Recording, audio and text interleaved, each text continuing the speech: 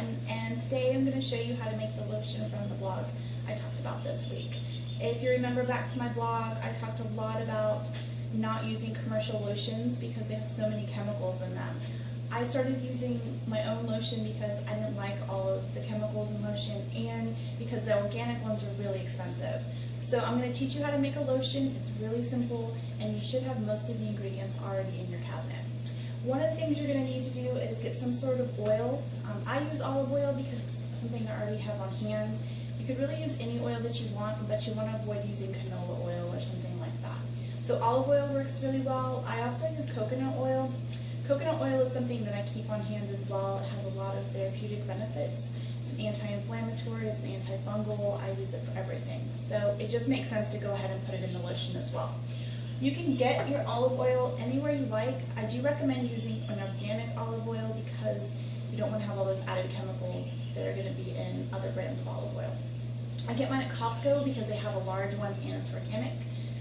With my coconut oil, you can really get this anywhere as well. Costco, once again, they sell it large and in bulk. I never think to get it when I'm there, so I always end up at Trader Joe's buying it.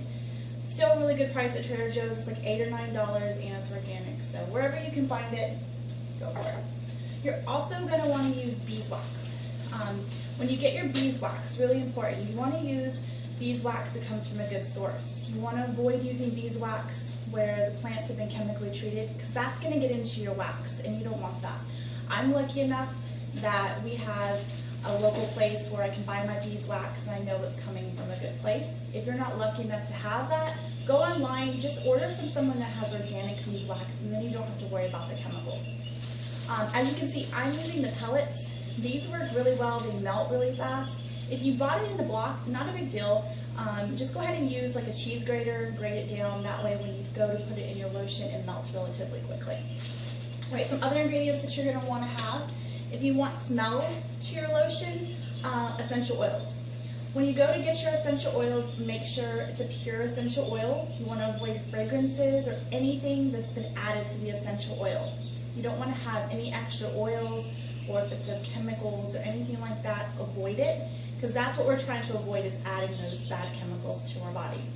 You also want to look for organic. If you can't find organic, that's okay. It's not ideal, but at least make sure that it's a pure essential oil and never use fragrances. Fragrances do nasty stuff to your body. Once again, you're looking at causing hormone imbalances, cancer, all the things that you're going to find in your commercial lotions, which we're trying to avoid. When you decide to use your essential oils, make sure you're using ones that are going to be safe for everybody involved in using the lotion. I stick with ones that are relatively safe for everybody. I have 3 kids, so I want to make sure if they get into the lotion or I need to use it on them that nobody's going to get hurt. I use lavender, peppermint, and tangerine. You can use any kind of citrus you want, whatever you like. I happen to like the way tangerine smells. Really, any essential oils as long as they're safe. So if you're not sure, do your research, make sure you're using something that's good. When you go to put your essential oils in, I'm going to remind you of this when we do it, but make sure you're not adding them straight to the oil because it will kill the therapeutic properties. Alright? So now, the other ingredient that we need is a mason jar or some sort of jar that can handle heat. My husband says it's heat tempered. So make sure it's heat tempered, that way it doesn't break when you put it in the hot water, because that would just be a nightmare. So I like to use a mason jar because I love mason jars, but also it has the measurements already on there. So what I did is I went ahead and poured all of my measurements or my product in there, and you're going to need a cup of olive oil, a half a cup of coconut oil, and a half a cup of the beeswax. I'll go ahead and post the recipe on the website, so if you didn't remember, it's not a big deal.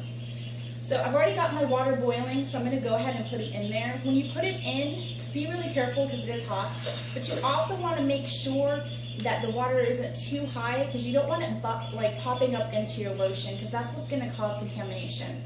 One of the great things about this recipe is it doesn't have water in it, so it stays on the shelf pretty well. You don't have to worry about mold or bacteria growing in it as long as no water gets into it. If you're really nervous about it, you could go ahead and put some vitamin E oil in there. You're going to do 5 capsules, so if you want to pick some of those up. Or you could do 5 drops of rosemary essential oils.